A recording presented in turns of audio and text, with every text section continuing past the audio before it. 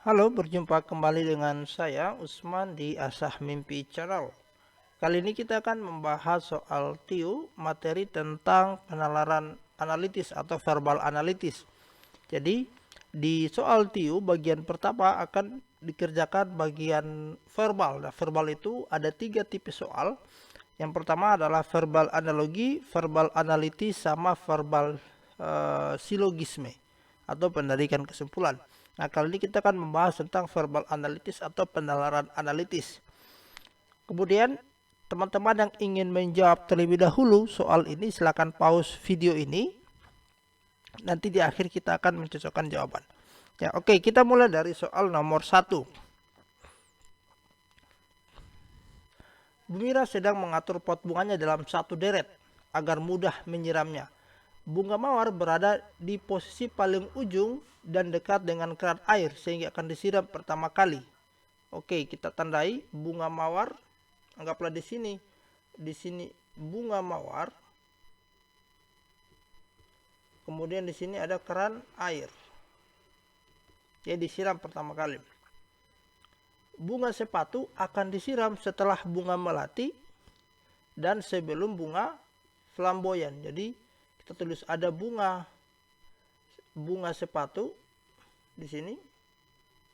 Bunga sepatu akan disiram setelah bunga melati, berarti ada bunga melati di depannya. Bunga melati di depan dan sebelum flamboyan, berarti di sini ada bunga flamboyan.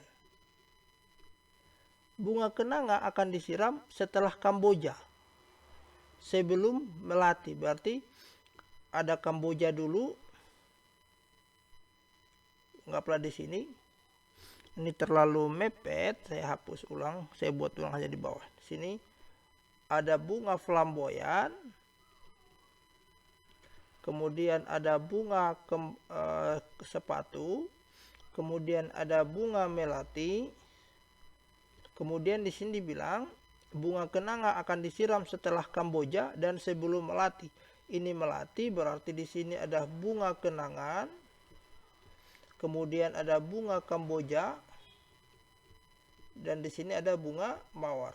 Bunga mawar paling depan, gitu. Ya.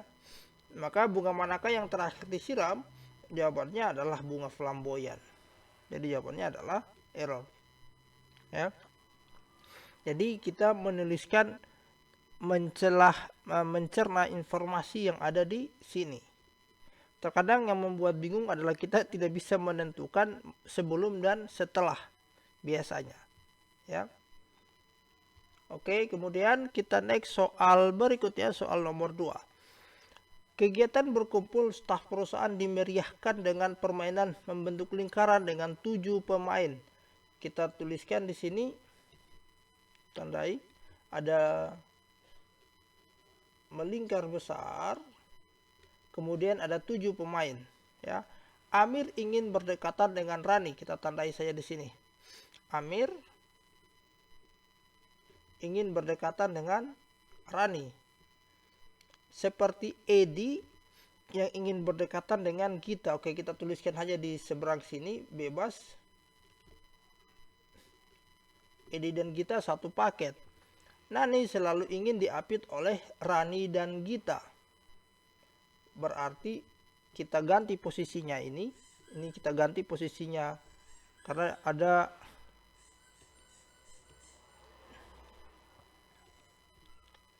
ini kita ganti di sini, maka di sini ada Gita menaran seperti Edi ingin berkata dengan Gita, maka di sini kita tulis Edi.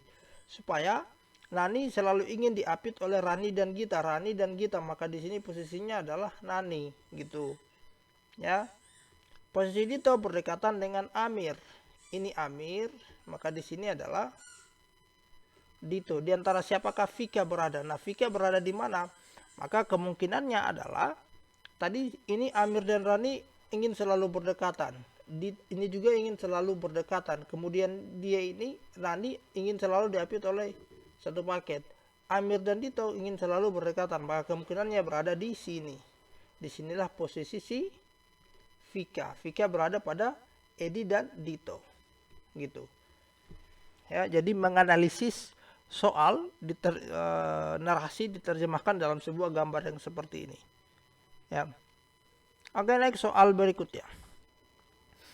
Sebagai perusahaan catering, Burini membuat berbagai macam kue, antara lain kue X, Y, Z. Oke, saya sini ada kue X, Y. Kita bisa menuliskan seperti ini. Jadi kita tuliskan di sini kuenya adalah bisa anggaplah X, Y, X, Y, Z, kemudian K, kemudian L. Boleh juga melintang seperti ini, horizontal ya. Kita bisa tulis seperti ini saja. Setiap kue punya resep masing-masing. Burini akan memakai tepung pada setiap kue dibuatnya. Oke, kita tuliskan di sini ada tepung. Semuanya menggunakan tepung, ya. Karena dibilang pakai tepung semua. Telur tidak akan dipakai. Kita tuliskan di sini telur. Telur itu tidak akan dipakai pada kue X. Berarti kue X itu tidak pakai telur, kita coret. Berarti yang lain pakai telur, ya kan? Telur tidak akan dipakai pada kue X. Berarti yang lain kita simpulkan dia pakai telur. Kemudian gula tidak dibutuhkan pada kue Y dan L. Kita tulis sini ada gula. Pada kue Y dan L itu tidak dipakai, ya kan? Ini kita coret. Kemudian ini juga kita coret, berarti yang lain pakai, ya kan, gitu. Kemudian gula tidak pakai L, sedangkan mentega tidak akan dipakai pada kue K dan L. Ada mentega juga di sini, tidak dipakai pada kue K dan L. Mana K? Ini K, berarti yang lain dipakai mentega, gitu ya.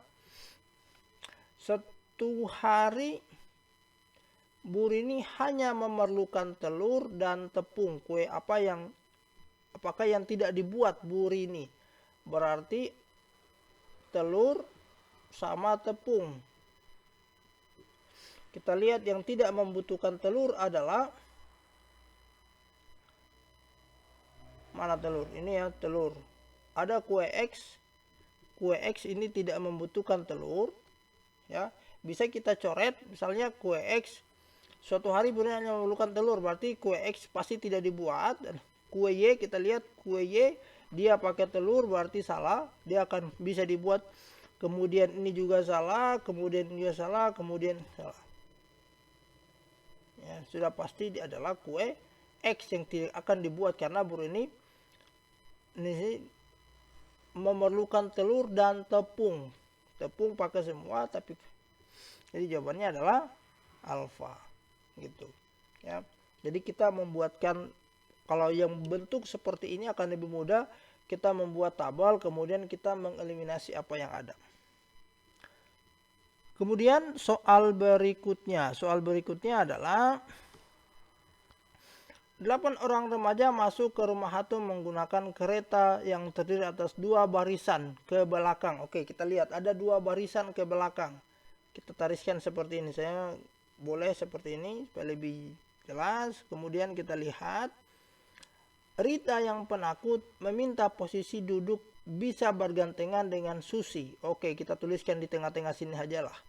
Rita sama Susi bergandengan. Oke, Rita penakut dengan tangan Susi dan ada dannya diapit oleh Budi dan Andi. Berarti kita tulis sini saja Budi. Kemudian di sini ada si Andi. Ya, kita tulis saja. Yang berada di mana ini? Yang diapit oleh Budi dan Andi. Yang berada di depan dan di belakangnya. Berarti Budi di depan, Andi di belakangnya. Ya kan? Justru Maya dan Dani paling senang kalau berada di barisan paling depan. Maya dan Dani. Oke, kita tulis saja di sini Maya. Kemudian di sini ada Dani. Ini kita main tebak-tebak saja, Maya dan Dani. Nah, paling barisan berbeda dengan Heru dan Andi yang justru senang posisi paling belakang. Oke, Andi sudah di sini di belakang, berarti di sini ada si Heru. gitu. Berada manakah posisi si Nina? Maka si Nina kemungkinannya berada di sini. Gitu. Jawabannya adalah di depan Andi salah, ya kan? Kita coret. Di belakang Rita juga salah. Kemudian di samping Budi, jawabannya benar, di samping Budi. Yang lain ini juga pasti salah. Jadi jawabannya adalah Charlie, ya. Jadi menerjemahkan teks seperti ini menjadi saya biasa menuliskan ini hanya sebagai alat bantu saja supaya lebih lurus lah. Tapi kalau misalnya tidak perlu yang ini juga boleh. Kemudian soal terakhir, sebuah restoran memiliki 5 juru masak yang andal. Setiap juru masak memiliki keahlian pada satu masakan Asia dan satu masakan Eropa. Kita tandai satu Asia, satu Eropa. Hanya salah seorang dari mereka yang ahli dalam membuat masakan Cina. Oke. Ita dan Amri, kita tulis saja di sini ada Ita. Kemudian ada Amri. Ita dan Amri ahli dalam membuat masakan Italia. Tulis sini ada Italia. Jadi dia bisa masakan Italia, tetapi tidak menguasai masakan Cina. Gitu kan? Juni tidak menguasai masakan Arab dan Jepang. Kita tulis sini Arab. Kemudian ada Jepang. Di sini ada si Juni. Berarti ini kita coret ya. Arab coret, Jepang coret. Eni menguasai masakan Spanyol. Ada Spanyol. Siapa si Eni? Eni bisa masakan Spanyol seperti Amri. Masakan Spanyol dan bersama Amri menguasai masakan Arab. Berarti Amri bisa masakan Arab, ini juga bisa masakan Arab. Ya kan? Juni dan Septi ahli masakan Prancis. Juni ada Prancis di sini kan? Oke, Juni, kemudian ada juga si Septi. Septi bisa tuh masakan Prancis. Tetapi tidak menguasai masakan Arab. Oke, Juni sama Septi. Oke, Septi juga tidak menguasai masakan Arab. Masakan Jepang dikuasai oleh Ita dan Septi. Mana Ita bisa, kemudian Septi bisa. Maka, oke, siapakah yang menguasai masakan Cina? Sekarang kita lihat, Septi sudah menguasai masakan Jepang. Salah, karena tadi dibilang hanya satu masakan Asia. Gitu. Kemudian Amri sudah menguasai Amri tadi menguasai masakan Arab. Amri itu bisa masakan Arab di sini. Amri juga salah. Kemudian Eni bisa masakan Arab, juga salah. Ita juga bisa masakan Arab. Ini ada. Oke, ada Arab Jepang ini. Seharusnya ada salah satu informasi, tapi ini juga salah. Kemudian Juni. Nah, Juni bisa masakan Prancis. Berarti dia tidak bisa masakan Arab, tidak bisa masakan Jepang, berarti dia bisa masakan Cina. Karena satu orang pasti menguasai satu masakan Asia dan satu masakan Eropa. Jadi jawabannya adalah Juni.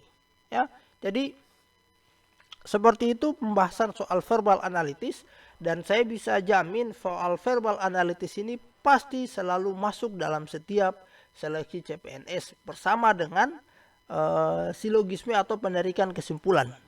Silakan teman-teman pelajari dua hal itu, latihan soal, karena insya Allah pasti masuk dalam setiap seleksi CPNS.